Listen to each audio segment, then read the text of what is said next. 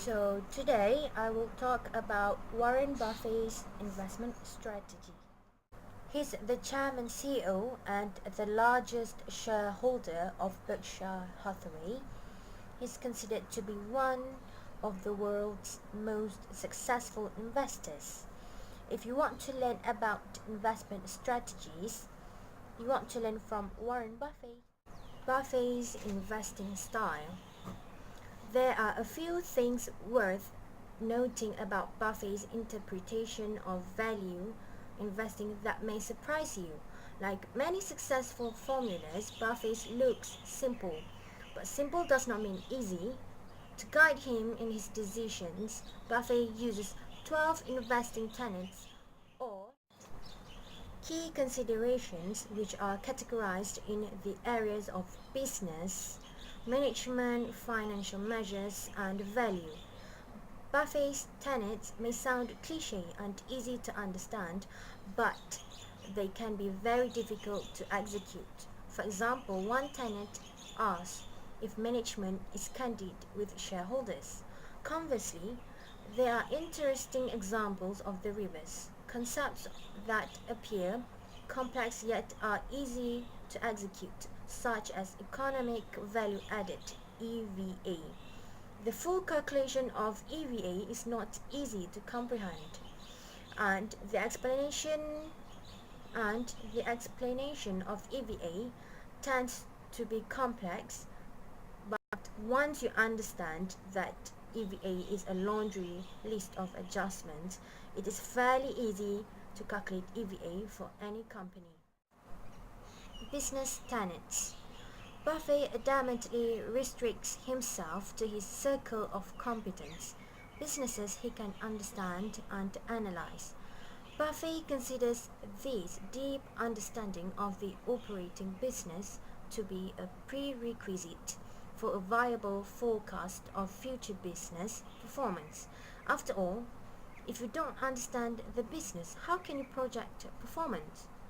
For example, Buffett did not suffer greatly when the tech bubble burst back in the early 2000s because he was not heavily invested in dot-com stocks. Buffett's business tenets each support the goal of producing a robust projection. First, analyze the business, not the market, the economy, or investor sentiment. Next, look for a consistent operating history. Finally, use that data to ascertain whether the business has favorable long-term prospects. For management tenets, Buffett's three management tenets help evaluate management quality. This is perhaps the most difficult analytical task for an investor. Buffett asks, is management rational?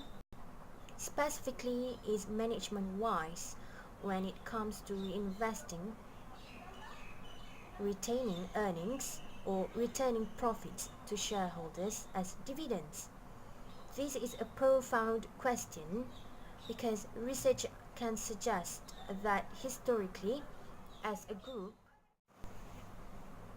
and on average, management tends to be greedy and retain profit, as it is naturally inclined to build empires and seek scale rather than utilize cash flow in a manner that would maximize shareholder value. Another tenet examines management's honesty with shareholders. That is, does it admit mistakes? Lastly, does management resist the institutional imperative? This tenet seeks out management teams that resist a lust for activity and the lemming-like duplication of competitor strategies and tactics. It is particularly worth savoring because it requires you to draw a fine line between many parameters, for example, between blind duplication of competitor strategy and outmaneuvering a company that is first to market.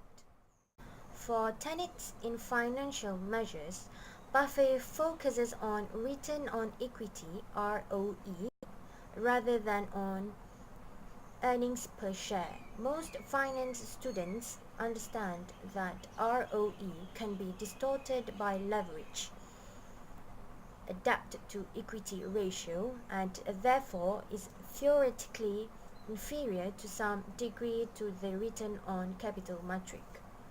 Here, return on capital is more like return on assets (ROA) or return on capital employed (ROSE).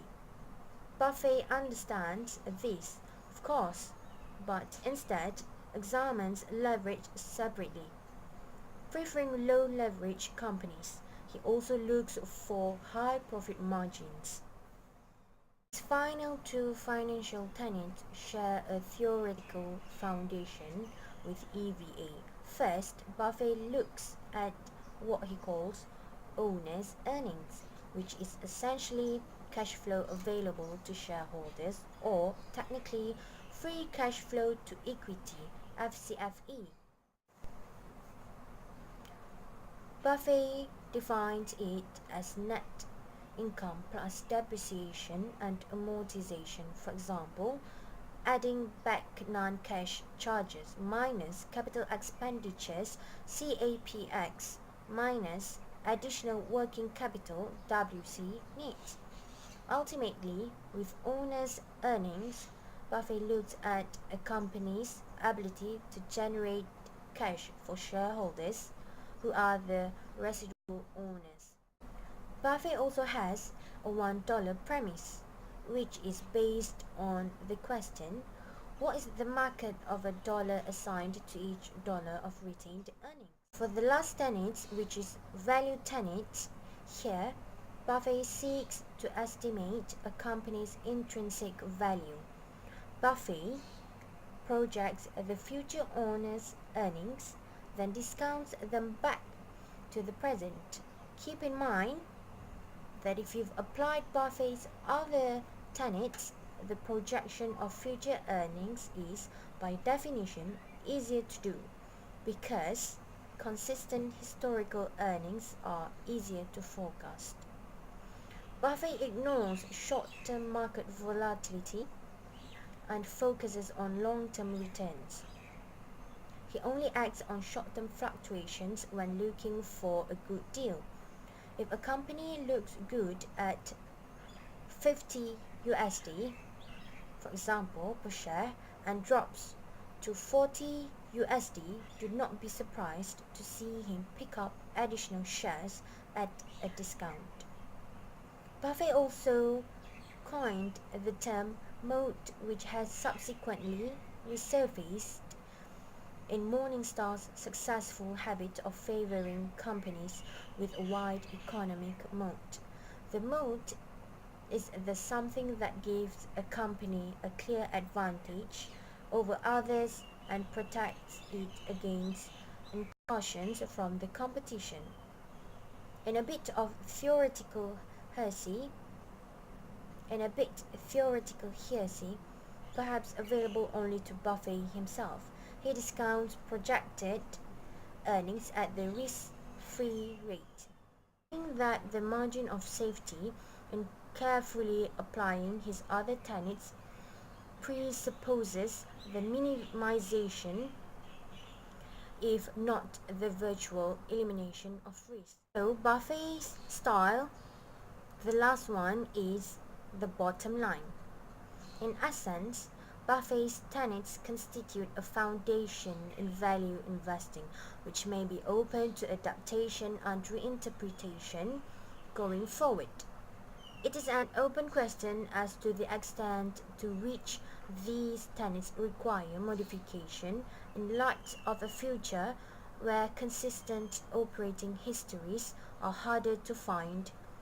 Intangibles play a greater role in franchise value, and the blurring of industries' boundaries make deep business analysis more challenging. Everyone wants to buy like Buffett, but few have been able to mimic his success. Buffett himself suggests small investor buy a low-cost S&P 500 index fund rather than individual stocks. So that's all for today. Thank you.